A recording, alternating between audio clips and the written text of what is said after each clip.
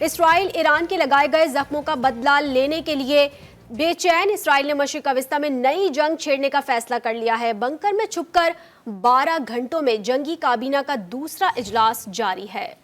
Army chief بھی شریک ہیں اور ایران کے خلاف کارروائی پر اتفاق کر لیا گیا ہے، اور اجلاس میں ایران سے بدلہ لینے کے لیے مختلف آپشنز پر غور کیا جا رہا ہے، جبکہ دوسری جانب امریکہ اسرائیل کو کسی بھی ایڈونچر سے روکنے کی کوشش میں لگ گیا ہے۔ امریکہ کو خدشہ ہے کہ اگر اسرائیل نے ایران کے خلاف جارحیت کی تو خطہ بڑی جنگ کی لپیٹ میں آ جائے گا۔ اسرائیل نے مصر، اردن کے وزرائے خارجہ سے بھی رابطے کر کے ایران کے خلاف کارروائی کے لیے مدد طلب کر لی۔ اور امریکی میڈیا نے یہ دعویٰ کیا ہے کہ اسرائیلی فوجی حکام نے حکومت کو ایرانی حملے کا جواب دینے کے لیے کئی آپشنز پیش کر دیے ہیں۔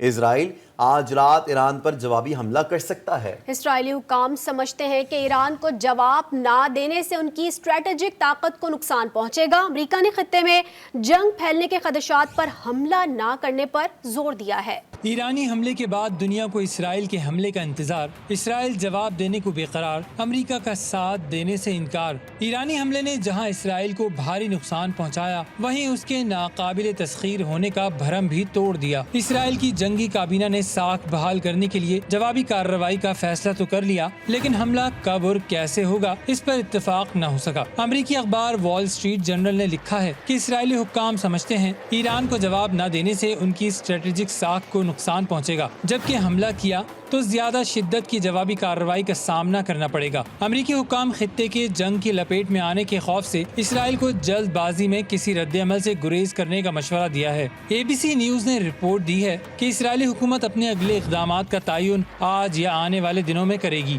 اسرائیلی فوجی ترجمان کے مطابق فوجی حکام نے حکومت کو ایرانی حملے کا جواب دینے کے لیے کئی آپشنز پیش کیے ہیں۔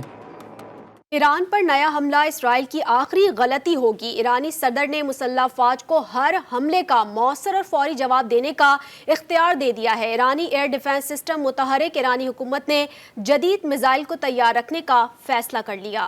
ابراہیم رئیسی نے کہا ہے کہ ایران نے اسرائیل کو معمولی حملہ کر کے سمجھانے کی کوشش کی ہے۔ اگر اسرائیل نے عقل مندی کا مظاہرہ نہیں کیا تو اسے پچھتانا پڑے گا۔